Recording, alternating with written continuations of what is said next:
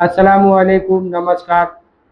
मैं ये वीडियो खास करके अपने गांव का समस्या जो है उस मुद्दे पे बात करने के लिए हम आए हैं।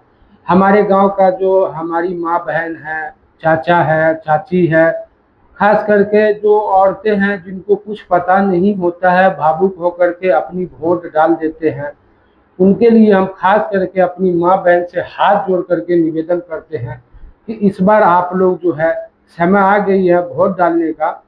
आगे जो है कि इलेक्शन है, और आप लोग जो है कि मैं ये नहीं कहता हूँ कि मैं वोट मांगने आ रहा हूँ, मैं ऐसा नहीं कह रहा हूँ कि मैं वोट मांगने आ रहा हूँ, लेकिन कम से कम आप अपने बच्चे का भविष्य के लिए सोचिए कि हमारा बच्चा कैसे जिएगा, कैसे खाएगा। क्या हमारा बच्चा सब दिन जाहिल हो करके और प्रदेश में जो खटता है। मैं उन सब से कहना चाहता हूँ,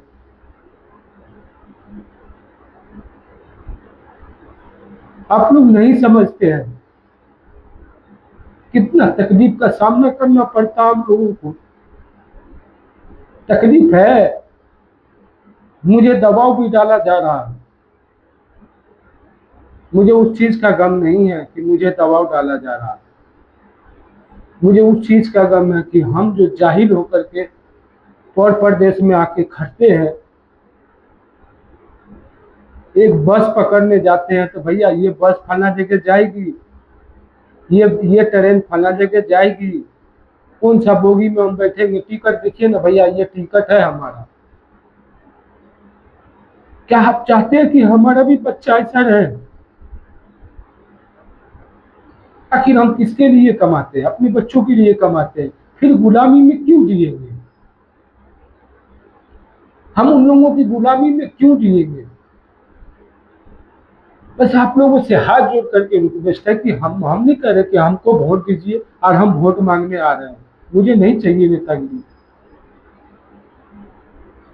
लेकिन आप लोगों से रिक्वेस्ट है कि अपने बच्चे को जाहिल मत बनाइए।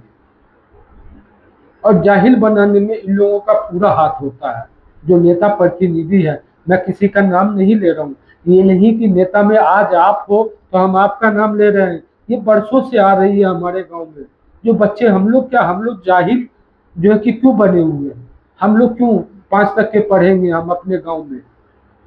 क्या बाहर जाने का मतलब 10 तक का पढ़ाई नहीं है, 12वीं पढ़ाई नहीं है, मैट्रिक नहीं कर सकते हम लोग, बीए नहीं कर सकते? हमारे पास इतना औकात नहीं है। बिल्कुल औकात है, हम अपने बच्चे को पढ़ा सकते हैं, हम अपने भविष्य के लिए सोच सकते हैं। लेकिन हम कब तक के दूसरे का गांठ गुलामी करेंगे? कब तक के हम गुलामी के जंजीर में रहेंगे? इसके लिए तो आप सोचिएगा ना। इलेक्शन के टाइम में 1000, 2000, 5000 रुपए आपको अगर कोई दे देता है तो उससे आपका बच्चे का भविष्य खराब होता, सही नहीं हो रहा। इतनी बात को आप लोग नहीं समझते हैं। मैं खास करके अपनी माँ बहन से कहना चाहता हूँ, आज हम जा रहे किसी ट्रेन का जो है कि मतलब ट्रेन पे बैठने के लिए आप पूछते हैं कि भैया कहाँ, ये ट्रेन कहाँ जाएगी, हमारा सीट क्या है, हमको पता ही नहीं है। हम मेट्रो में जा रहे हैं, आज के टाइम में वो टाइम चला गया जो कहीं पे गार्ड बैठा हुआ है जो आपको बताएगा कि हाँ फला काम, फला जगह ये ट्रेन जाएगी। ऐसा कुछ नहीं है। आदमी से पूछिए, सीधा मना कर देता, भैया ये बोर्ड लगी है, पढ़ लो चले जाओ। तो हम तो पढ़े ही नहीं है, हम तो पढ़ा ही नहीं। किसका माँ बाप नहीं चाहता है कि हमारा बाल बच्चा पढ़ा लिखा हो?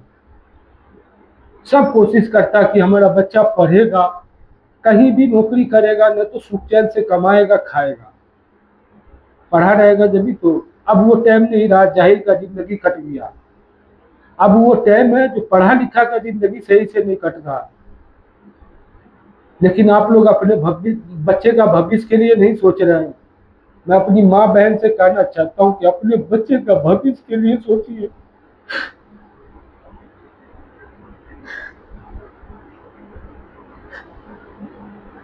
याद में जो रो रहा हूं ना, मुझे पता है, मुझे तकलीफ हो रहा है,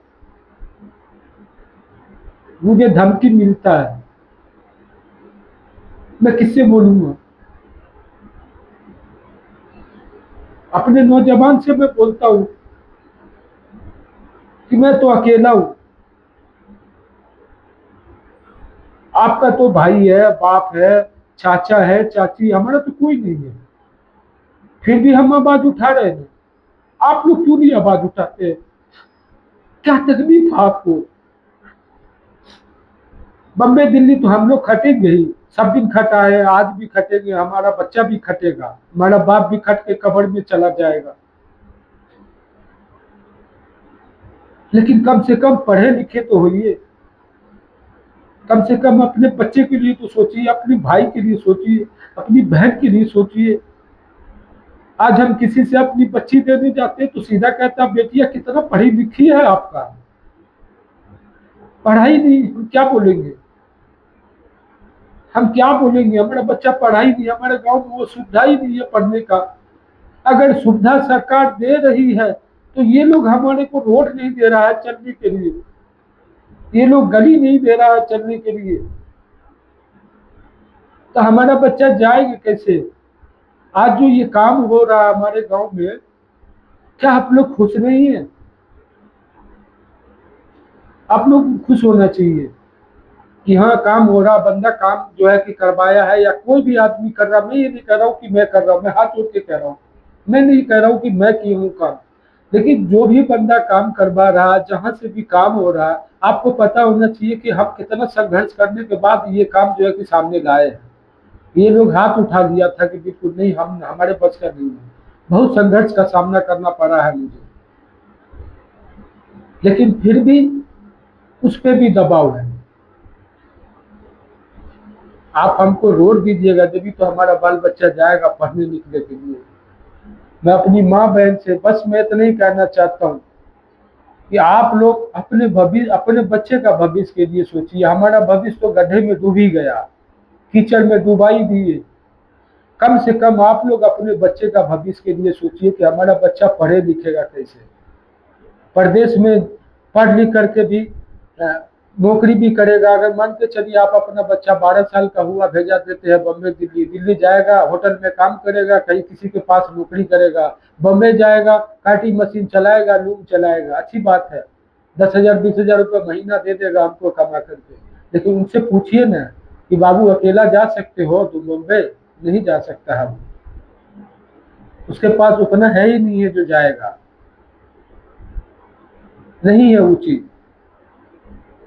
उसको बहुत दिक्कत का सामना करना पड़ता है, जब अपने गांव से निकल के बॉम्बे जाते हैं तो बहुत दिक्कत का सामना करना पड़ता है, और जाहिल है हम, कहीं कोई दबा देता है। मैं अपनी बात को यही खत्म करना चाहता हूँ। आप लोग जनता समझदार हो, हमारे गांव का नौजुवक समझदार है, हमारी माँ बहन समझदार है। अब अपने लिए सोचिए, नेता के लिए नहीं सोचिए। किसी नेता के लिए हमको सोचने का कोई जरूरत नहीं है, अपने लिए सोचिए, अपने बच्चे के लिए सोचिए। सलाम वालेकुम, नमस्कार।